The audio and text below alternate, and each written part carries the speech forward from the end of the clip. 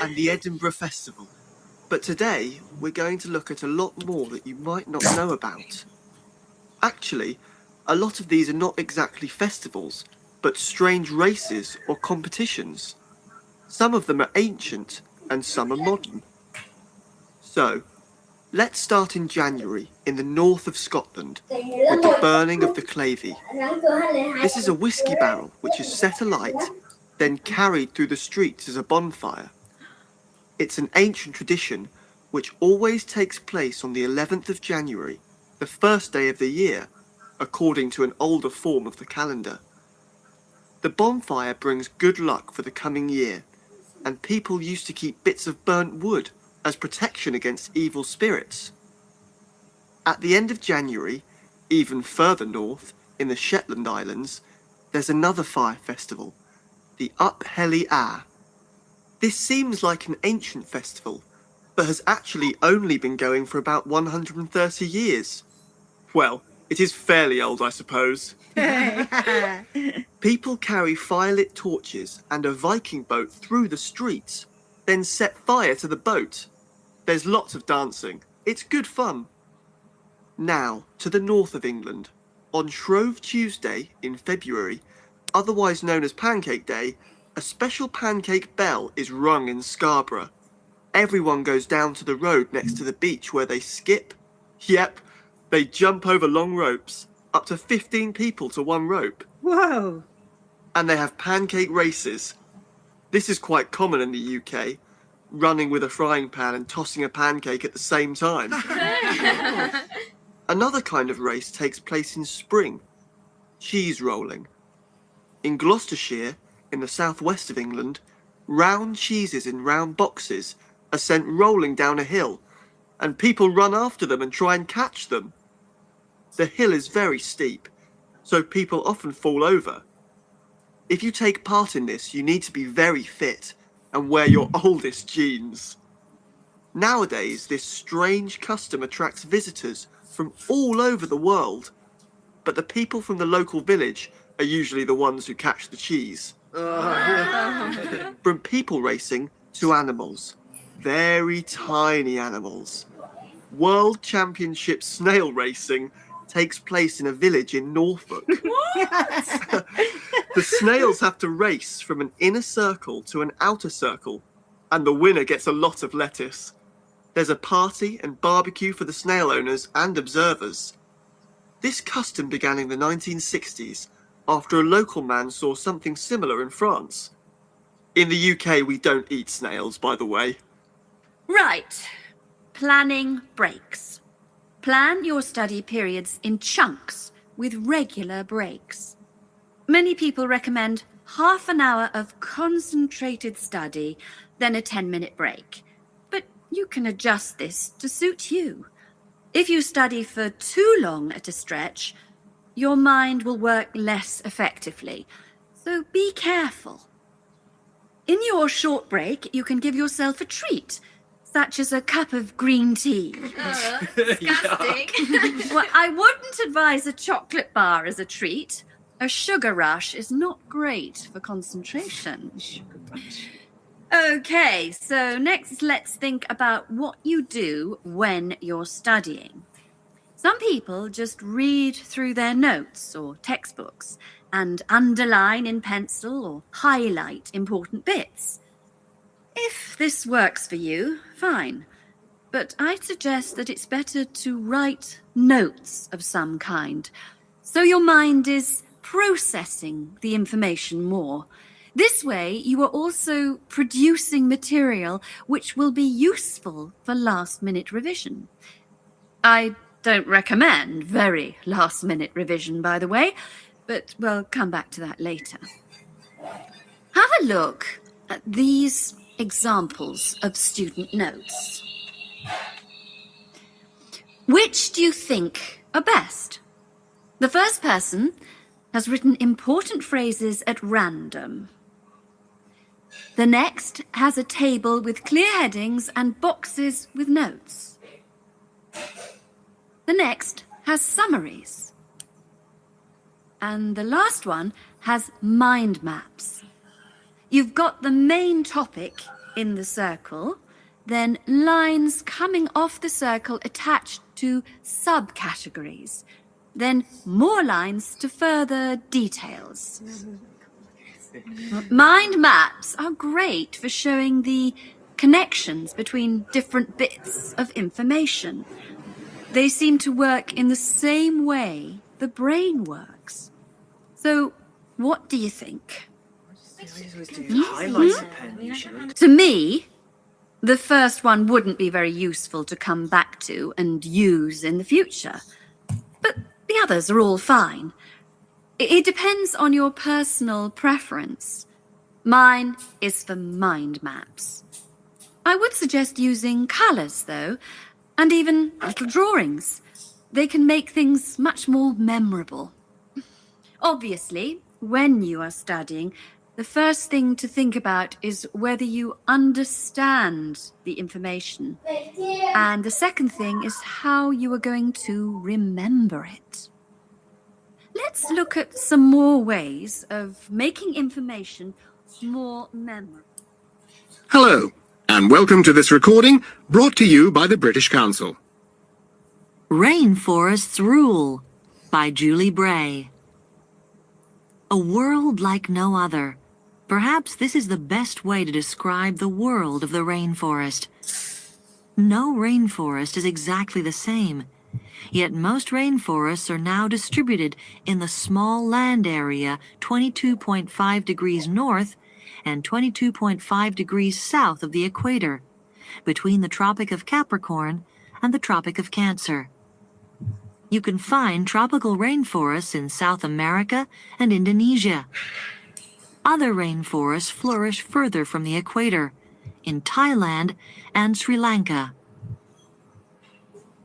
Despite occupying a relatively small area, rainforests have a colossal role to play in maintaining the world as we know it. Tropical rainforests are home to a rich, colorful variety of medicinal plants, food, birds, and animals. Can you believe that a single bush in the Amazon may have more species of ants than the whole of Britain? 480 varieties of trees may be found in just 1 hectare of rainforest. These forests sustain around 50% of all the species on Earth and offer a way of life to many people living in and around the forest. Rainforests are the lungs of the planet, storing vast quantities of carbon dioxide and producing a significant amount of the world's oxygen. Rainforests have their own perfect system for ensuring their own survival. The tall trees make a canopy of branches and leaves which protect themselves, smaller plants, and the forest animals from heavy rain, intense dry heat from the sun, and strong winds.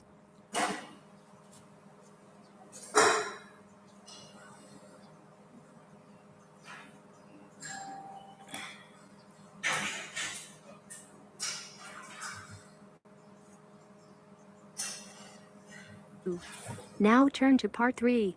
You will hear 3 different talks or lectures. In each talk or lecture there are 5 questions. For each question, choose the correct answer A, B, C or D. You will hear the talks or lectures only once.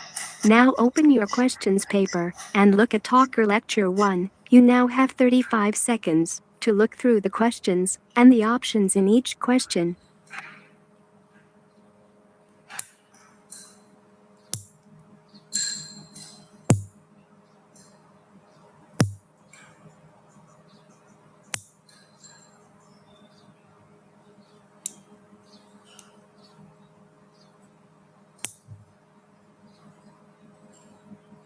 Now we are ready to start. Listen carefully. If you want to take an undergraduate course of study, you require a letter of recommendation from your principal and copies of your school records and exam results. You must, of course, demonstrate ability to communicate effectively in English. Different majors require different abilities in English. Undergraduate courses in science often require you to do a foundation year before you start the course. so that you achieve the requisite knowledge before you begin the courses. Degrees generally last 3 years, though the first year doesn't count towards your final marks. Application is always via UCAS, an organisation that handles all undergraduate students. Postgraduate application is via direct application to universities. They will require a minimum pass in your degree, certainly above average, and as with undergraduate courses, require a minimum level in your English ability. Most master's courses take 1 year, but some take 2, so be sure to take this into account when choosing. There are 2 systems of ranking, for universities' overall achievement and for each of their separate departments. Other kinds of information are available, like graduate employment statistics. Generally, British universities are generally respected globally, and there is an international ranking system that lists all the top universities in the world for you to check where your university places. Now open your question paper and look at Talker Lecture 2. You now have 35 seconds to look through the questions and the options in each question.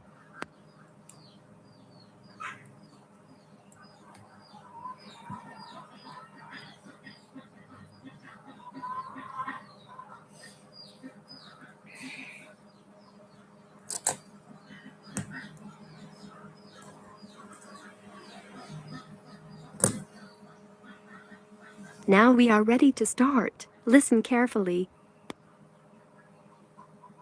My name's Dan Pearman, and I'd like to talk about the work of Pedal Power, a small charity based mainly in the UK. I'll be giving our contact details at the end, if anyone would like to find out more about how to support us. But first, how the charity began. I got the idea of exporting bicycles to developing countries while I was in Ecuador. I went there in 1993, just after graduating from university. After 3 years of studying, I wanted adventure. I loved traveling, so I decided to join a voluntary organization and was sent to Ecuador to carry out land surveys. The project came to an end after 5 years, and when I returned to the UK in 1998, I started planning Pedal Power. Where I lived in Ecuador was a very rural area. My neighbour had the only bicycle in the village, whereas everyone else walked everywhere. My neighbour's business was unusually successful, and for years I couldn't understand why. Then I realised having a bike meant he could get where he wanted to go without much trouble. Other local carpenters could only accept jobs in a 3-kilometre radius, so no matter how skilled they were, they could never do as many jobs as my neighbour. At Pedal Power, we collect second-hand bikes in the UK and send them to some of the poorest regions in the world. When we distribute bikes overseas, we don't give them away for free. We'd like to, but long-term that doesn't really help the local economy. The demand for bikes is enormous, which makes them very expensive locally. So we sell them for 5% of the normal price. But in order to continue operating, we need to have a constant supply of bikes which we send out every 6 months. One example of a town that's received bicycles from Pedal Power is Rivas. It was the first place I sent a full container of bicycles to. Most people there now own a bicycle. The local economy has developed so much, you wouldn't recognize it as the same place. In fact, there are more bikes than on the streets of Amsterdam, if you've ever been there. But Pedal Power still needs your help. You may have read about some of our recent problems in the British media. In August 2000, we simply ran out of money. We had containers of bikes ready to send, but no money to pay the bills. It was a terrible situation. We managed to ensure the bikes went out on time, but the other problems carried on for several months. Now open your question paper and look at Talker Lecture 3. You now have 35 seconds to look through the questions and the options in each question.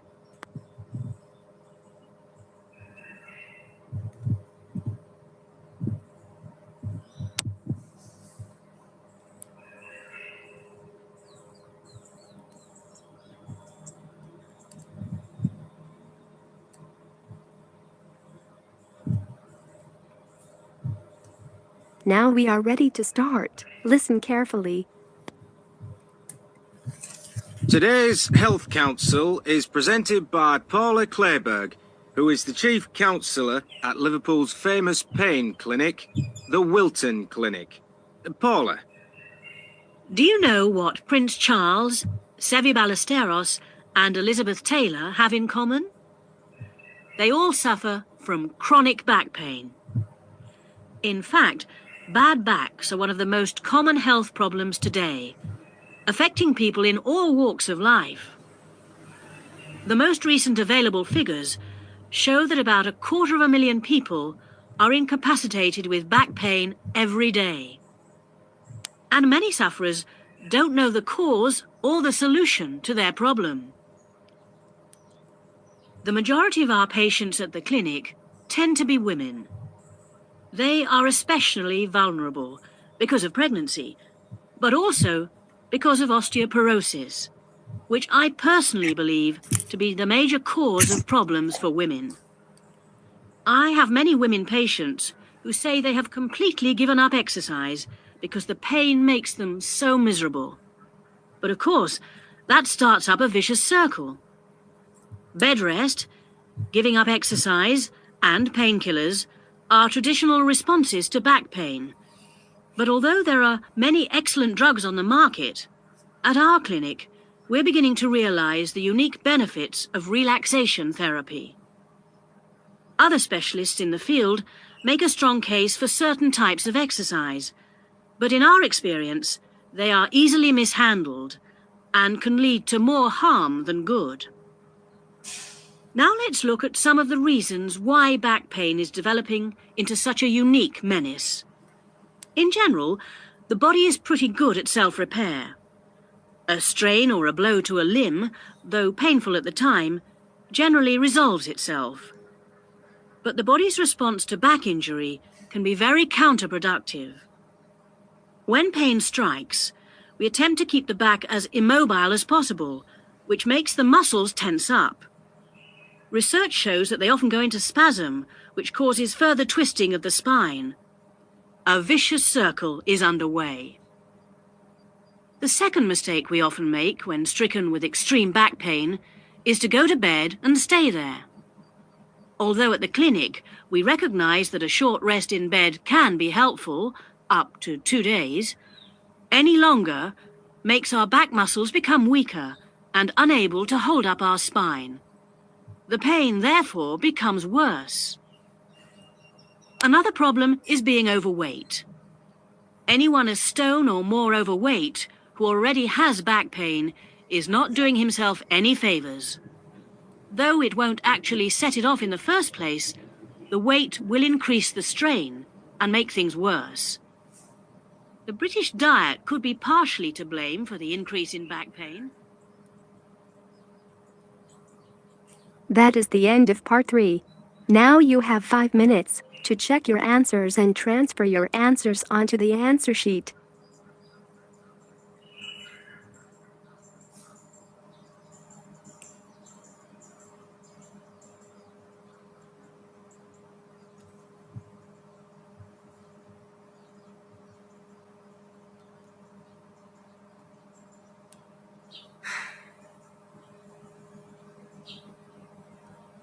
Part 3.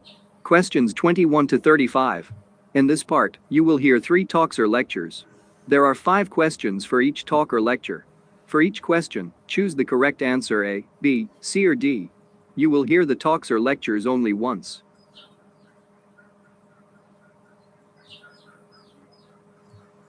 Questions 21 to 25. You will hear a talk about commercial whalings.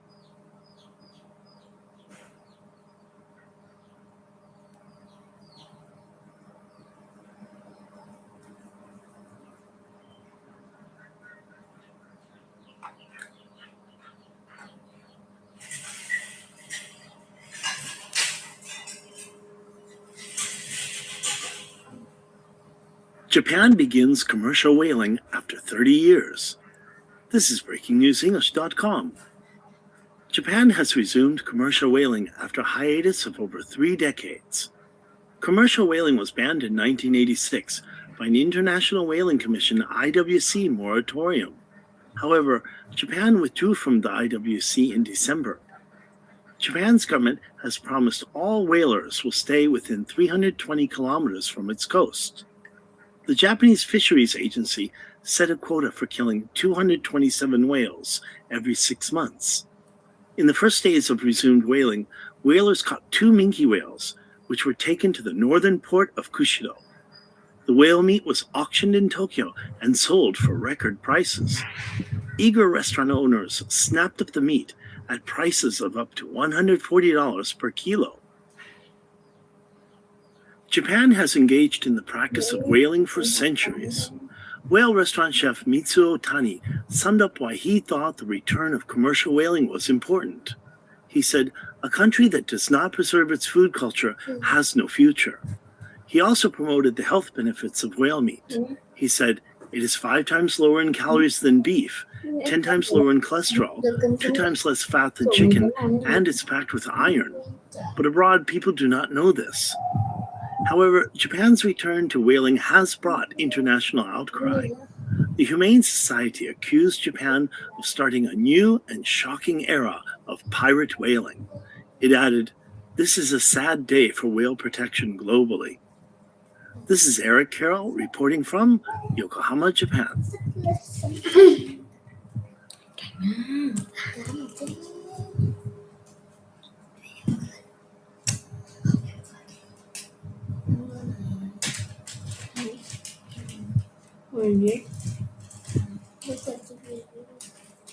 Nhưng mà bố mẹ cứ chán. Con nói mình nhợt. Nhợt không? Biết sống. Questions 26 to 30. You will hear a talk about zero cabin fuel.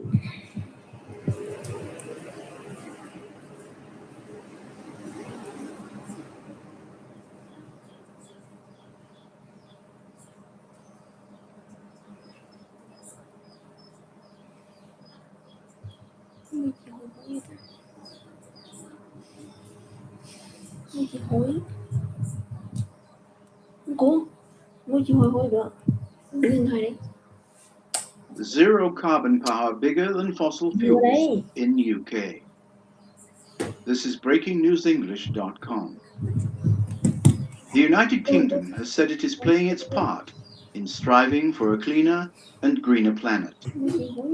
For the first time since the Industrial Revolution in the 18th and 19th centuries, the UK is being powered more by zero carbon fuels than fossil fuels. In each of the first 5 months of 2019, fossil fuels have produced less than half of the UK's electricity.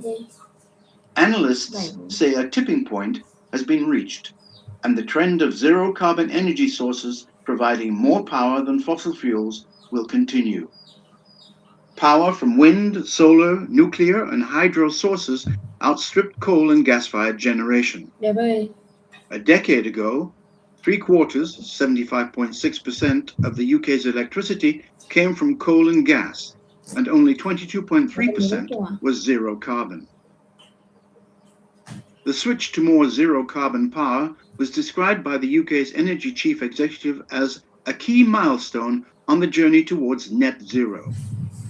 CEO John Pettigrew said the zero carbon share should increase to 90% by the 2030s. The UK's Prime Minister Theresa May has made a commitment to reach net zero carbon emissions by 2050. This would make the UK the first major economy to do so.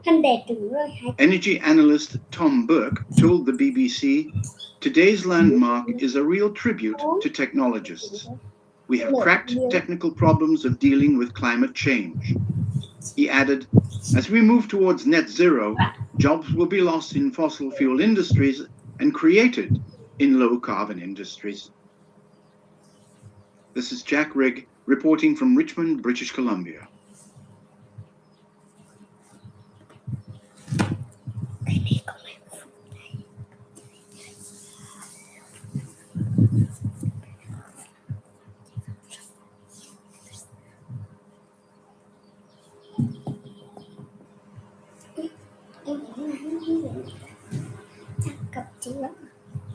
Questions 31 to 35. You will hear a talk about Saturn.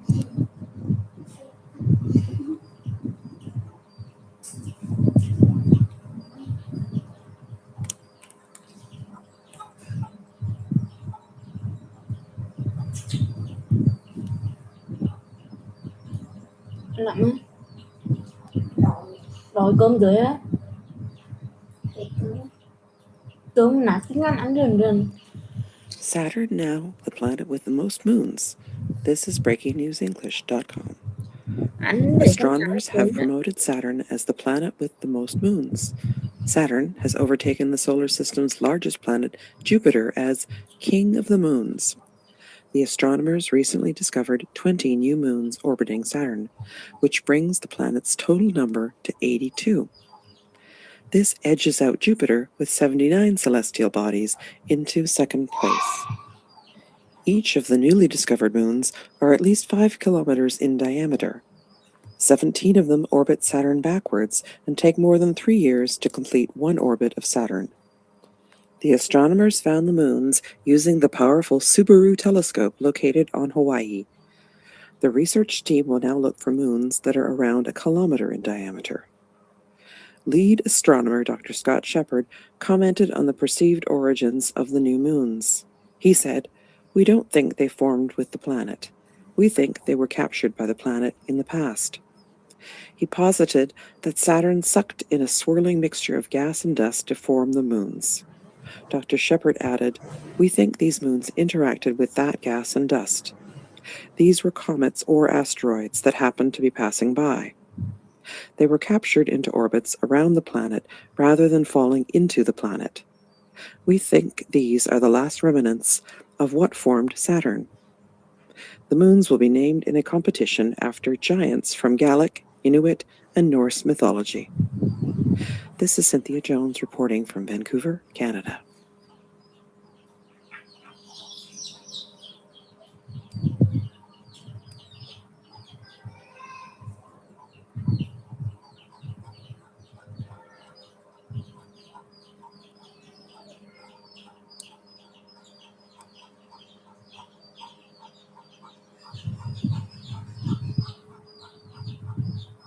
That is the end of part 3. Now, you will have 7 minutes to transfer your answers to an answer sheet.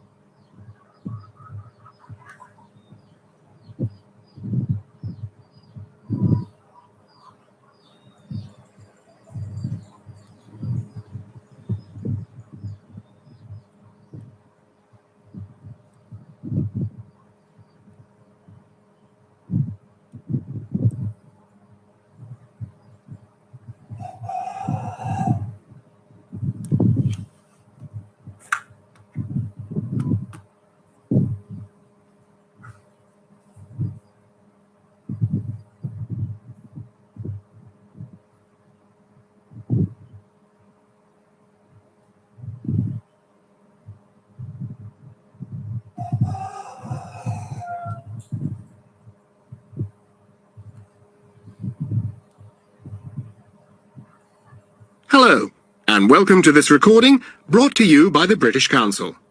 Physical Education by Richard Sidaway. School days are supposed to be the best days of your life, and part of that experience usually involves some strenuous physical activity. I asked some colleagues to give me their recollections of what happened to them on the sports field and beyond, and this is what they told me. Cup winners. When I was about 10, my friend Steve told me, the football team from our year inexplicably made it to the cup final of the local school's league. I say inexplicably because I only remember us losing nearly every match we played. Anyway, in the final, I set up the winning goal, a brilliant cross to my mate David, who headed the ball in just before the final whistle. I still have a photograph of the team holding the cup. Forest hike. Thomas said, I remember having to lead a group of 8 boys on a school expedition for the best part of 2 days when I was a teenager. Even though we got lost at one point, I managed to keep them all together and got them from one end of a large forest to the other and back by sheer force of will. I was chosen to be the leader, I think, because I was the only one who knew how to read a map. When we arrived back at the campsite, we found out that all the other groups had cheated and hitched most of the way instead. I felt a bit of a mug, but also rather proud of myself at the same time for having done it properly. Learning to swim, learning to drown. According to Lawrence, I learned to swim comparatively late, I suppose. I was maybe 9 years old, but my brother had a traumatic experience which nearly put him off for life. We lived in the USA for a while,